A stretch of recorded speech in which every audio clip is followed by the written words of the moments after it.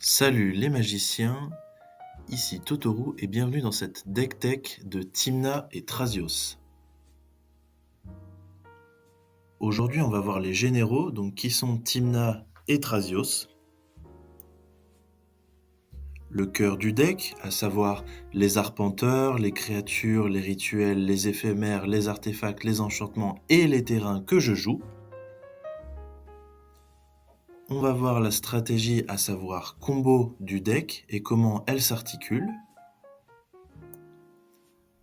On va discuter un peu des match-ups, donc savoir comment le deck va se débrouiller contre d'autres decks en fonction de leur stratégie. Et enfin, on va aborder les actualités du deck.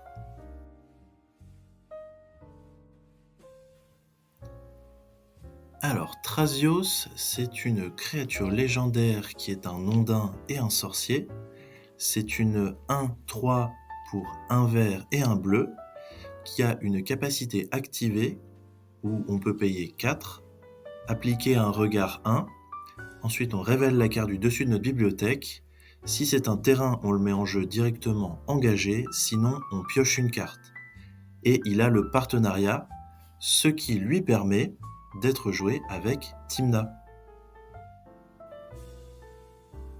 Tymna, qui est donc une autre créature légendaire humain et clair, 2-2 pour un incolore, un blanc et un noir.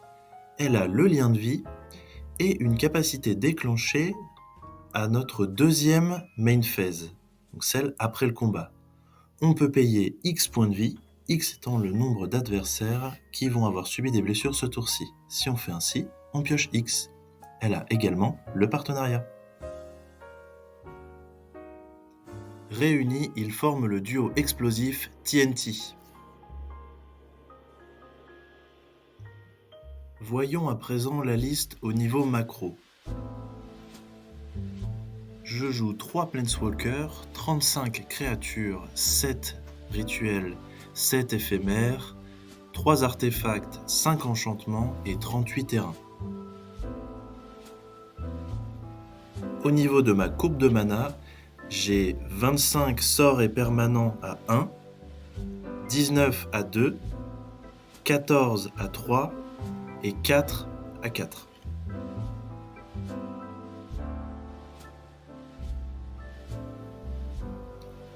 Grist est un puissant Planeswalker qui va remplir plusieurs fonctions. En effet, avec son +1, il va pouvoir poser des jetons de créatures et donc prendre le board, mais aussi être un anti-bet, une gestion avec son -2, soit à des créatures ou des Planeswalkers, et éventuellement un finisher avec son -5 dans les parties qu'il dure. Il a le bon goût d'être une créature tant qu'il n'est pas en jeu, donc on peut aller le chercher avec tout tuteur de créatures. Oko est également un Planeswalker très impactant. Il va arriver avec un grand nombre de marqueurs loyauté qui vont croître assez rapidement tout en posant des jetons de nourriture. Ces jetons, on va pouvoir s'en servir pour gagner de précieux PV ou poser du board avec son +1. Son -5 n'est également pas à oublier puisqu'il permet d'échanger le contrôle de 2 permanents. Teferi va être principalement là contre les decks contrôle. En effet, son passif indique que chaque adversaire n'a le droit de jouer que comme s'il pouvait lancer des rituels, donc seulement pendant son tour et pas entre les phases. Son +1 ne va pas être extrêmement utile. Son -3 par contre peut nous permettre de renvoyer un permanent gênant ainsi que de faire du card advantage.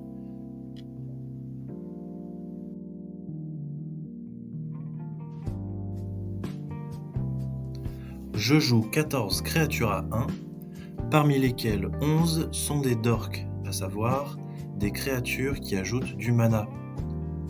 Je joue respectivement Arbor Elf qui me permet de dégager une forêt, donc potentiellement un biland et pas ajouter uniquement du vert. Avacyn's Pilgrim qui va ajouter exclusivement du blanc. Birds of Paradise universel qui ajoute un mana de la couleur de notre choix. Deathrite Shaman qui va remplir également la fonction de venir exiler soit des terrains, des créatures, des éphémères ou des rituels de n'importe lequel des cimetières en l'échange d'un effet. Ça va nous permettre d'éviter les decks qui interagissent avec le cimetière.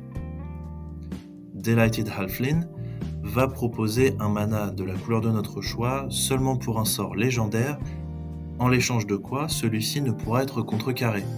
C'est assez précieux contre les decks contrôle. Elves of Deep Shadows va venir ajouter du noir en l'échange d'un petit point de vie. Mystic Elf ainsi que Findorn Elves vont de pair avec Llanowar Elves, ce sont les 3 alpha mana qui ajoutent du vert. Gilded Goose, quand elle arrive en jeu, crée un jeton nourriture. On va pouvoir soit consommer ce jeton pour gagner 2 points de vie, 3 points de vie pour 2, soit le sacrifier pour ajouter du mana. On peut également créer à nouveau des jetons pour 2. Enfin, il y a Noble Hiérarche, qui a le bon goût d'ajouter du vert, du blanc ou du bleu, et qui donne la capacité exaltée. Donc si on attaque avec exclusivement une créature, elle gagne plus 1 d'attaque et plus 1 d'endurance jusqu'à la fin du tour. Les 3 restantes vont être Giver of Runes et Mother of Runes, qu'on va pouvoir engager pour venir protéger une de nos créatures contre l'incolore ou une couleur. Les Nomades encore sont une pièce de combo avec Nadu, puisqu'elles permettent d'avoir une capacité activée qui va cibler pour 0.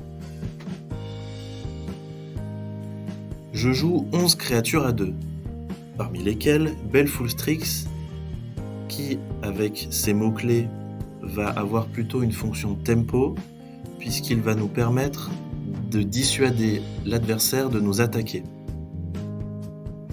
Bob, donc à savoir Dark Confident, est une carte un petit peu emblématique du jeu. Au début de notre entretien, il va nous permettre de récupérer une carte supplémentaire dans notre main pour le prix de quelques points de vie. Étant donné que notre courbe de mana est assez basse, on ne va pas trop en souffrir. Devoted Druid est à la fois une pièce de combo, mais également un dork.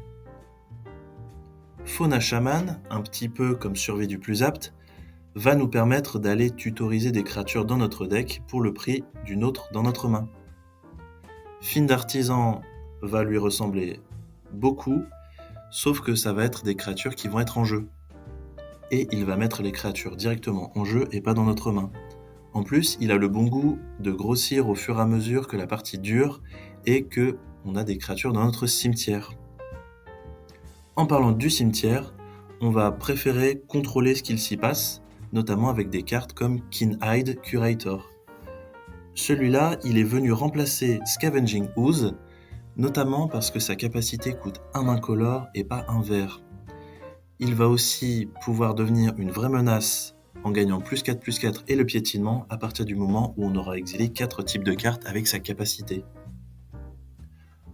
On joue également Orcish Bowmasters, qui est une carte un petit peu universelle et qui rentre dans tous les decks noirs. Psychic Frog va être un peu à l'instar de Psychatog, une créature qui va être dure de passer pour l'adversaire, pour peu qu'on n'ait pas peur de jeter notre main au cimetière. Ça va être un vrai mur que l'adversaire ne va pas pouvoir passer. En parlant de mur, Spellskite n'en est pas tout à fait un, mais il va en assurer la même fonction, nous protéger. Avec sa capacité, on pourra rediriger des sorts ou des capacités vers lui. Dans le but aussi de compléter notre toolbox, j'ai ajouté Volatile Stormdrake qui va nous permettre d'échanger le contrôle de 2 créatures, une d'un adversaire ainsi que du Stormdrake. Il a le bon goût par rapport au Gilded Drake de ne pas se sacrifier si l'adversaire n'a pas de créature au moment où on résout sa capacité. Wall of Roots est un dork que l'on peut activer à la fois pendant son tour et celui de l'adversaire. Je joue 8 créatures à 3, en commençant par Barrogoyf, qui, un petit peu comme Baleful Strix, va être une créature qui va nous servir à temporiser et proposer aussi, un peu comme Psychic Frog, un mur que l'adversaire ne pourra pas passer.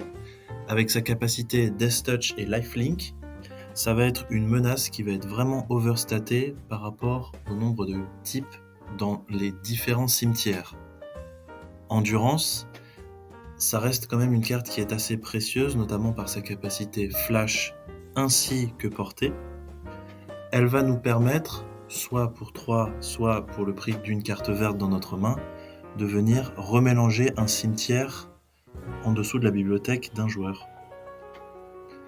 Eternal Witness est là à la fois parce que c'est une carte que j'apprécie, mais aussi parce qu'elle remplit un rôle quand on part en combo et que notre dernière pièce de combo, à savoir Finale of Devastation, est déjà au cimetière. On peut soit utiliser Endurance pour le remélanger et réactiver, soit utiliser Eternal Witness pour se la renvoyer en main. C'est une créature qui permet aussi de faire du card advantage en faisant de la sélection parmi les cartes de notre cimetière. Elle a tout à fait sa place. Nadu est une carte extrêmement puissante, probablement la plus puissante qui a été éditée en 2024. C'est une des pièces de combo de notre deck, étant donné qu'elle donne à toutes les créatures. À chaque fois que cette créature devient la cible d'un sort ou d'une capacité, on va révéler la carte du dessus de notre bibliothèque. Si c'est une carte de terrain, on la met en jeu, sinon on la met dans notre main. Cet effet ne s'active que 2 fois, mais vous le verrez, on peut complètement contourner cette capacité. Ranger Captain of Eos permet d'aller chercher parmi soit les Dorks, soit les Mother, soit justement la dernière pièce de combo qui va bien fonctionner avec Nadu. Aussi, elle permet, avec sa capacité activée, en la sacrifiant, d'empêcher notre adversaire de lancer des sorts non créatures. Ça va nous permettre d'aller à la fois tutoriser notre pièce de combo ou notre Dork, et de nous protéger pendant le tour où on veut partir en combo. Skyclave est une gestion sur pattes, étant donné qu'à son arrivée en jeu, elle va exiler un permanent non-jeton d'une valeur de mana de 4 ou moins, pour le maigre prix de donner un jeton illusion proportionnel à la valeur de mana. Il est important de savoir que si on exile un général, l'adversaire, même s'il détruit la Skyclave, ne verra pas de jeton illusion s'il a renvoyé son général dans sa command zone. Spellseeker est un précieux tutor qui est sur une créature. Simplement en allant chercher Demonic Tutor, pour 2 manas de plus, on peut avoir la carte de notre choix attachée sur Spellseeker. Wet Plume Adventurer est la meilleure en fait des créatures qui va proposer l'initiative avec sa capacité d'arriver en jeu. En plus de cela, ça va vraiment mettre une certaine pression au deck contrôle, mais en plus ça va prendre le board avec sa capacité à dégager une des créatures de notre choix au début de l'entretien de l'adversaire. Je ne joue que 2 créatures à 4, mais pas des moindres, à savoir Hazel's Brewmaster, qui est une pièce de combo. Alors celui-là, il faudrait que je l'explique. Pour 4, on a une 3-4 menace qui, quand elle arrive en jeu ou qu'elle attaque, on va exiler jusqu'à une carte d'un cimetière et créer un jeton food. Tous nos jetons food vont avoir toutes les capacités activées des cartes exilées avec le Brewmaster. Donc si jamais on exile un Dork, notre food peut s'engager pour ajouter du mana. Ce qui va être vraiment précieux, c'est qu'on va pas choisir n'importe quel Dork, on va choisir Devoted Druid, et donc faire mana vert infini.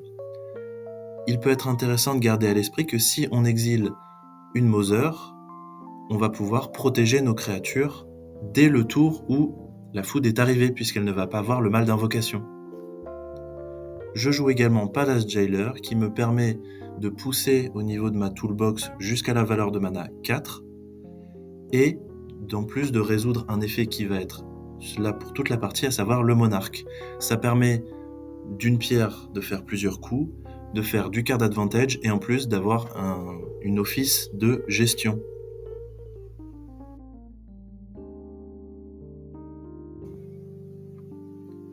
Je joue 3 rituels à 1, à savoir Green Sun Zenith, qui va être un tuteur assez universel pour les créatures vertes.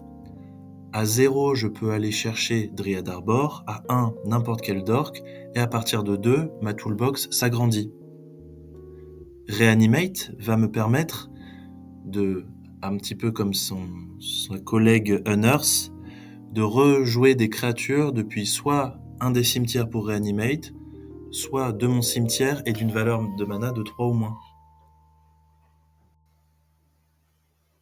Je joue également 3 rituels à 2, à savoir Demonic Tutor, qui va nous chercher n'importe quelle carte et nous la mettre dans la main. Finale a plusieurs fonctions, c'est notre kill, étant donné qu'il peut soit aller chercher une carte de créature dans un cimetière, dans notre cimetière ou dans notre bibliothèque, mais si jamais on l'a lancé pour X supérieur ou égal à 10, toutes nos créatures vont gagner plus X jusqu'à la fin du tour, ainsi que la célérité. Néoforme nous permet pour un coût de mana restreint d'aller tuto une créature d'une valeur de mana de 1 supérieure à celle qu'on va avoir sacrifiée. Elle va de pair avec sa collègue Eldritch Evolution qui va chercher une carte de créature d'une valeur de mana de 2 ou moins supérieure à la créature qu'on a sacrifiée. Je joue 4 éphéméras 1, 2 tutors avec Enlightened Tutor pour aller chercher soit un artefact, soit un enchantement et le mettre au-dessus de sa bibliothèque, Worldly Tutor pour une créature au-dessus de la bibliothèque, et 2 removal avec Fatal Push et Swords to Plowshares. Je joue 2 tutors à 2 avec Eladamri's Call qui va chercher une créature et la mettre directement dans ma main, et Tainted Pact qui va me permettre d'exiler les cartes du dessus de ma bibliothèque, et étant donné que je ne joue que des cartes avec des noms différents, de la choisir et de la mettre dans ma main. Enfin, je joue Chord of Calling, qui va coûter un petit peu plus cher pour aller tutoriser, mais par contre, on peut se servir de toutes les créatures qui sont en jeu pour nous aider à payer son coût de mana. Le fait aussi que ce soit un éphémère et que ça donne virtuellement flash à la créature qu'on va chercher est assez précieux. Je joue Skullclamp, qui est un équipement assez précieux, notamment parce qu'il va me permettre de recycler toutes les créatures avec 1 d'endurance et de les échanger pour 2 cartes. Ça me permet aussi, en l'équipant sur une de mes créatures qui a plus de 1 d'endurance, de faire que ce soit un attaquant et un bloquant assez gênant pour l'adversaire, puisque s'il la détruit et qu'il ne l'exile pas, je vais piocher 2 cartes. Jambière d'éclair remplissent plusieurs fonctions. C'est à la fois une des pièces de combo avec Nadu, mais c'est aussi une carte qui va donner gratuitement la célérité ainsi que le linceuil à une de mes créatures. Ça va me permettre soit d'attaquer directement avec une créature que je viens de poser, soit d'activer directement ses capacités, par exemple des dorks. Bursting Pod est une pièce de tutor qui est réutilisable à maintes reprises. Ça fait un effet de néoforme, sauf qu'on peut le faire tous les tours. Je joue 3 enchantements à 1, 2 d'entre eux sont des équivalents de Dork, ce sont les Enchantlands Utopia Sprawl et Wild Growth. Je joue aussi Swift Reconfiguration, qui est une pièce de combo en plus d'être une gestion. Je joue Survie du plus apte, qui me permet de défausser des cartes de créatures pour aller en tuto d'autres. C'est une carte qui part en combo toute seule pour peu qu'on ait du mana, et une créature à défausser. En effet, si on va chercher Devoted Druid en premier lieu, qu'on la défausse ensuite pour aller chercher Hazel's Brewmaster, si on le lance par la suite, on peut exiler directement Devoted Druid et faire mana vert infini. Enfin, en termes de haute curve, je joue Parallax Wave qui me permet de temporiser très fortement une partie et potentiellement de gagner si j'ai un board suffisant.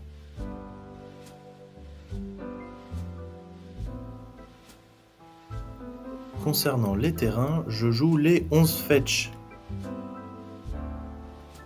Je joue Command Tower, ainsi que les Sibyland, et je ne joue que les Raveland qui sont verts. J'ai ajouté également le Surveilland blanc-bleu ainsi que le noir-vert, afin de couvrir les 4 couleurs. Je joue également les Fastlands, donc les 6, ainsi que le nouveau Hushwood Verge, qui a le bon goût d'ajouter par défaut du vert, et c'est assez facile de venir compléter avec une forêt ou une plaine pour qu'il ajoute du blanc. Je me suis gardé quand même un Canopy Land, à savoir Waterlogged Grove, qui me permet de se sacrifier pour piocher une carte. Ça peut activer la révolte, notamment si on a une Fatal Push. J'ai essayé de réduire au maximum les terrains qui m'infligent des blessures, étant donné qu'Aggro est un match-up qui est déjà compliqué. Enfin, je joue Boseju qui est quasiment un sort à lui tout seul avec sa capacité de channel. Je joue Dryad Arbor parce que c'est une créature qui est fetchable sur un fetch vert mais aussi sur un tuteur. Et je joue Pendelhaven, notamment parce que je joue beaucoup de dorks qui vont être 1-1. Ça va permettre de faciliter mes phases de bloc et c'est aussi un trigger gratuit sur Nadu. Enfin, je joue un terrain de base de chaque.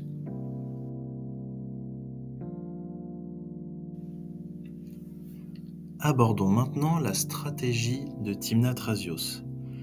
Tymna Thrasios, c'est un deck combo. Qu'est-ce que ça veut dire ?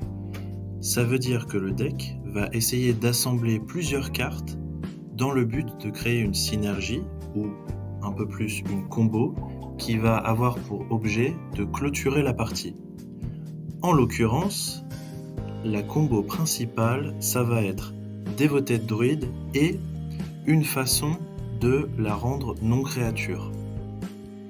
Pour pouvoir activer sa capacité à lui mettre des marqueurs -1/-1 pour la dégager, et son autre capacité à l'engager pour faire du mana vert. Une fois qu'on a accompli ça, si ce n'est pas déjà le cas, on rajoute un mana bleu pour lancer Thrasios, et à partir de ce mana infini, on va pouvoir activer autant de fois qu'on veut sa capacité. Donc en fait, on va regarder les cartes du dessus de notre bibliothèque jusqu'à aller trouver Finale of Devastation. Comme dit un petit peu plus tôt, si jamais elle est déjà dans notre cimetière, on peut soit utiliser Eternal Witness ou Endurance pour la remettre dans notre bibliothèque ou dans notre main. À partir du moment où on a Finale en main et qu'on a quelques créatures, on peut la lancer à X supérieur ou égal à 10 et à partir de là, attaquer pour le létal, tout en allant chercher une créature qu'on rajoute en jeu. L'autre plan combo, ça va être celui autour de Nadu, mais on va voir qu'il converge également vers Thrasios et Finale. Une fois qu'on a assemblé Nadu plus soit Nomade, soit Lightning Greaves, on va prendre le cas des Nomades, pour chaque créature qu'on va avoir sous notre contrôle, on va avoir 2 triggers de Nadu. Donc 2 fois, on va regarder la carte du dessus, si c'est un terrain, on va le mettre en jeu, et si c'est une carte non terrain, on va la mettre dans notre main. En fait, on va pouvoir à notre tour, pour chaque créature, faire 2 triggers, à l'entretien du tour adverse, refaire 2 triggers pour Nomade, ou ne pas en refaire pour Lightning Greaves. On va pouvoir, le tour suivant, avoir une grande quantité de mana, donc généralement 12 ou plus. À partir de là, on continue de creuser, d'activer les capacités de Nadu pour aller chercher Finale of Devastation, pouvoir la lancer à X égale 10 ou plus et clôturer la partie. On se rend bien compte que la majorité des pièces de la combo sont des créatures. Et pour pouvoir rendre assez redondant le fait d'assembler les différentes pièces, on va jouer un certain nombre de tutors. Donc on va jouer Fauna Shaman, Fiend Artisan, Ranger Captain of Eos, Spellseeker, Green Sun Zenith, Demonic Tutor, Finale of Devastation, Neoform, Eldritch Evolution, Enlightened Tutor, Worldly Tutor, Eladamri's Call, Tainted Pact, Chord of Calling, Birthing Pod et Survival of the Fittest.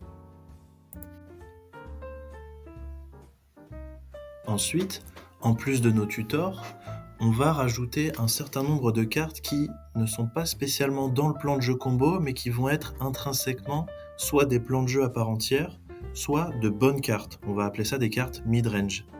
Et donc, on va pouvoir rajouter Grist, Oko, Teferi, Baleful Strix, Bob, Keen-Eyed Curator, Orcish Bowmasters, Psychic Frog, Spellskite, Volatile Stormdrake, Barrogoyf Endurance, Eternal Witness Skyclave Apparition, White Plume Adventurer, Palace Jailer, Skullclamp et Parallax Wave.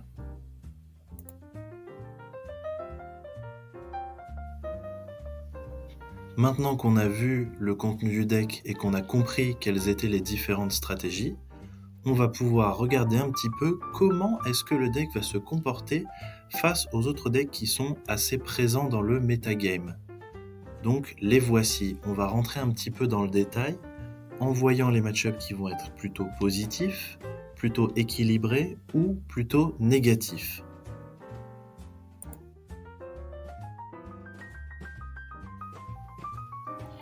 Il faut garder à l'esprit que Team Natrasios est un deck combo pur. Il va assez mal s'adapter aux menaces que va proposer l'adversaire, mais va plutôt essayer de mettre tout en œuvre pour lui partir en combo. Maintenant, une fois qu'on regarde un petit peu dans le détail, Slimefoot et Squee est très présent dans le méta et a l'air d'être un match-up pas vraiment très positif, mais qui est légèrement positif. Étant donné qu'on est tous les deux des decks qui vont jouer des dorks, on va essayer de tricher sur la tempo et donc de poser des sorts qui vont avoir des mana valeurs supérieures au nombre de terrains qu'on va posséder, poser des plays impactants plus rapidement, sauf que nous, nos plays impactants nous font gagner la partie dans le tour. Ce qui va être un petit peu moins le cas de Slimefoot. Il faut faire très attention aux multiples removals qui vont être dans son deck. Au global, je pense que ça reste un match-up légèrement positif. Il en va de même pour Red Deck Win et Burn. Ce sont des decks qui vont quasiment être comparables à des combos, étant donné que leur combo c'est de faire 7 fois Bolt, donc 21 dommages. On va pouvoir s'en sortir en posant des gros bloquants soit sur le board pour Red Deck Wins, soit en essayant de partir le plus vite possible en combo avec Burn. Dans l'idée, il a des Silver Bullets qui clôturent la partie de notre côté, à savoir Blood Moon et Magus, pour ne citer que.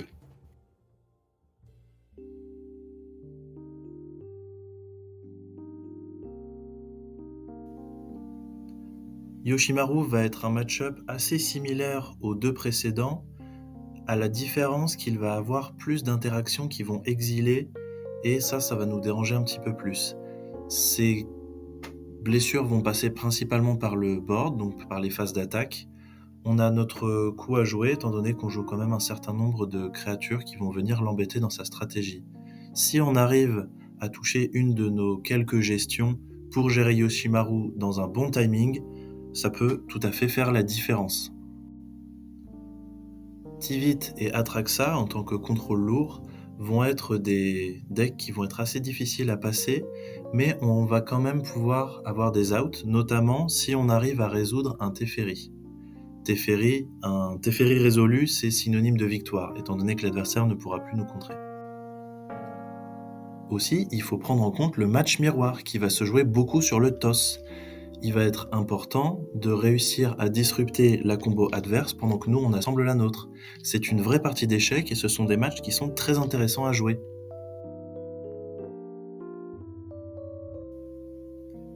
Quand je pense à des match-ups difficiles, je pense principalement à Tempo. En effet, il est en mesure à la fois de proposer une menace, donc faire avancer son plan de jeu, tout en étant disruptif sur le nôtre en proposant des gestions et des contresorts. Les trois qui vont suivre vont rentrer exactement dans cette catégorie, et on comprend bien pourquoi ce sont des match-ups négatifs. Aragorn va rassembler à la fois des contresorts bleus, de la gestion rouge et de la gestion blanche. C'est un deck qui a vraiment le vent en poupe en ce moment. Felia rentre exactement dans la même catégorie, va avoir accès à moins de gestion, à moins de contresorts, mais par contre, ça va être axé beaucoup plus sur de la gestion blanche qui va exiler beaucoup d'effets de stacks qui vont venir prendre des cartes de notre main et leur faire coûter 2 de plus, jouer des balances et réduire mathématiquement le nombre de permanents en jeu. Ce sont des effets qui vont vraiment nous handicaper et c'est pourquoi Felia est un match-up qui est assez compliqué. Dans le même genre qu'Aragorn, mais dans une version plus agressive, on va retrouver Satya. Satya, ça va proposer des menaces qui vont venir de façon incrémentale augmenter énormément, et il faut autant que possible essayer de détruire Satya à vue, sinon ce sera un synonyme de défaite.